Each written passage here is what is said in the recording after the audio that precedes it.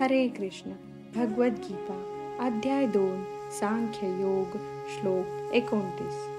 आश्चर्यवत् पश्यति कश्चिदेन माश्चर्यवद्वदति तथैव चान्यः आश्चर्यवच्चैन मन्यः शृणोति श्रुत्वाप्येनं वेद न चैव कश्चित्.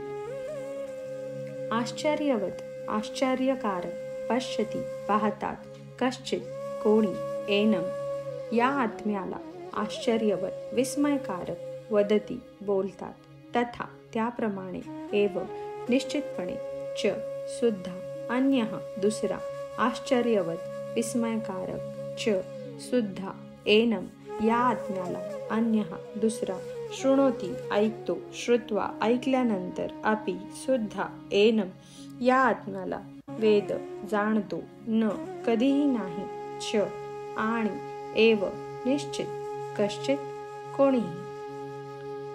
कोणी या आत्म्याकडे विस्मयकारक म्हणून पाहतात, कोणी याचे वर्णन अद्भुत म्हणून करतात आणि कोणी याच्याविषयी आश्चर्यकारक म्हणून ऐकतात. परंतु दुसरे असे आहेत की जे त्याच्याविषयी ऐकल्यावरही त्याला मुळीच जाणू शकत नाही. तात्पर्य. गीतोपनिषद हे मुख्यतः उपनिषदांतील सिद्धांतावर आधारित असल्यामुळे याच प्रकारचा श्लोक कठोपनिषदातही आढळतो, यात आश्चर्य नाही. एका महाकाय प्राण्याच्या शरीरात, एखाद्या प्रचंड वटवृक्षात आणि 1 इंच भूमीवर असणाऱ्या कोट्यावधी जीवजंतूंमध्येही आत्मा असणे ही गोष्ट निश्चितच आश्चर्यकारक आहे. आदी जीव ब्रह्मदेवांना ज्ञान देणाऱ्या सर्वश्रेष्ठ प्रमाणित ज्ञानाधिकारी भगवंतांनी जरी या आत्म्याचे वर्णन केले तरी अल्पज्ञ आणि अतपस्वी लोक अनुरूप आध्यात्मिक स्फुल्लिंगांचे विस्मयकारक गुण समजू शकत नाहीत. पदार्थविषयीच्या स्थूल जडवादी संकल्पनेमुळे या युगातील बहुतेक लोक हा सूक्ष्म कण एकाच वेळी महान आणि सूक्ष्म कसा असू शकतो हे समजू शकत नाही. वास्तविकपणे आत्म्याच्या स्वरूपामुळे किंवा वर्णनामुळे लोक त्याच्याकडे आश्चर्यकारक म्हणून पाहतात. भौतिक शक्तीने मोहित झाल्यामुळे ते इंद्रिय तृप्तीमध्ये इतके मग्न असतात की आत्मज्ञान प्राप्तीसाठी त्यांच्याकडे अत्यंत अल्प वेळ असतो. जीवनार्थ संघर्षामध्ये आत्मज्ञान विरहित सर्व कार्ये व्यर्थ ठरतात ही वस्तुस्थिती आहे.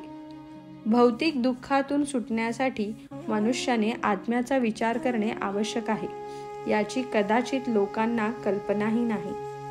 आत्म्याविषयी श्रवण करण्यासाठी इच्छुक असणारे काही लोक सत्संगामध्ये प्रवचने ऐकतही असतील, परंतु ते अज्ञानवश असल्यामुळे काही वेळा आत्मा आणि परमात्मा यांच्यातील परिमाणातील भेद न जाणता ते एकच आहेत या समजुतीद्वारे त्यांची दिशाभूल केली जाते.